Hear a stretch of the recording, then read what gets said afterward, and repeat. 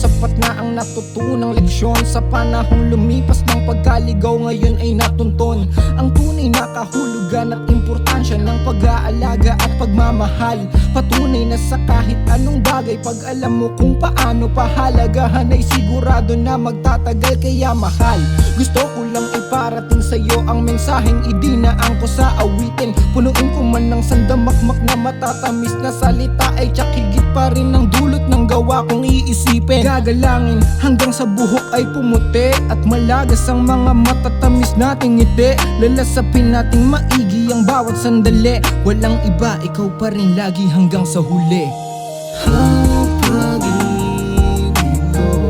Ang pag-ibig ko sa'yo Ay para lang sa iyo, para lamang sa'yo. hindi magbabago. Hindi magbabago. Ikaw lamang at ako. Ikaw lamang at ako. Sumasaya ang aking pag-ibig kapag kasama ka hanggang takip silim. Hindi na mag-iiba ng gusto.